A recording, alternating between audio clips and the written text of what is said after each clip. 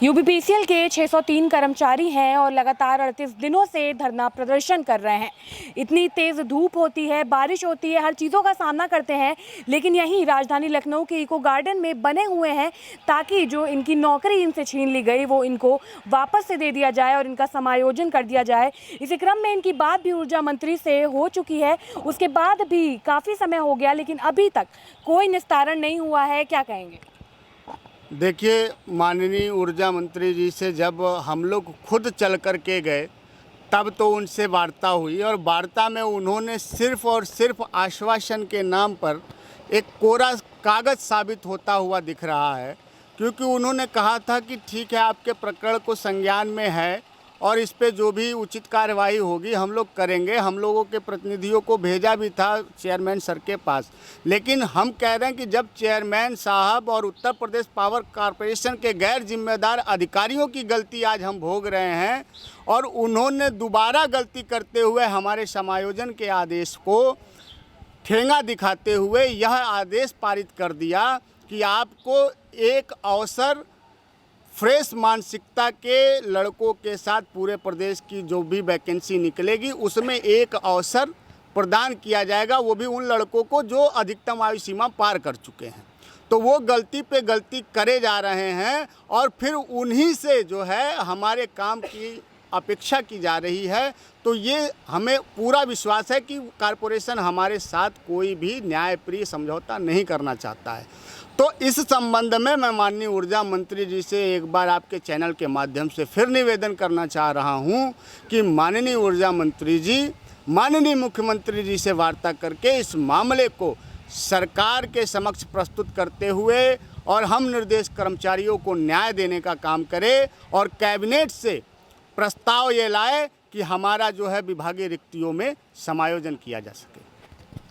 इतने आंदोलन हो रहे हैं, उनमें से एक आंदोलन आपका भी है। कब तक इसी तरह शांतिपूर्वक धरना प्रदर्शन चलता रहेगा और मांगे भी नहीं पूरी हो रही हैं, तो आगे क्या हो सकता है?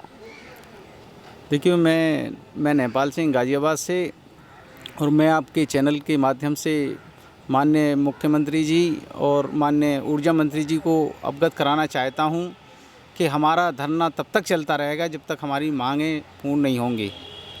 चाहे अभी हमारा आज 38वां दिन है, 38 नहीं, चाहे हमें और थोड़ा इंतज़ार करना पड़े, लेकिन हम ये चाहते हैं कि माननीय मुख्यमंत्री जी अपने संज्ञान में लेकर के इस मैटर को जल्द से जल्द ख़त्म करने का प्रयास करें, क्योंकि काफ़ी लंबा समय हो चुका है धरना देते हुए और हमारी सेवा को समाप्त हुए 3.5 साल लगभग हो चुके हैं और हमारी जो दयनीय स्थिति बनी हुई है, पारिवारिक जो स्थिति बनी हुई है, बच्चों का एडमिशन वगैरह भी नहीं हो पा रहे हैं। छोटे छोटे बच्चे हैं, मेरे भी 2 बेटियां हैं, उनका भी एडमिशन नहीं हो पा रहा है। एक तरफ सरकार कहती है कि बेटी बचाओ बेटी पढ़ाइए, तो वहाँ नीति जो सरकार की ख़त्म हो रही है, जो वो उनकी जो सोच है कि वो वहाँ ख़त्म होती जा रही है, क्योंकि जब मेरे 2 बेटियां नहीं पढ़ पाएंगी तो हम और उनका निर्वहन भी नहीं कर पा रहे हैं, खाने पीने की व्यवस्था भी सही ढंग से नहीं हो पा रही है।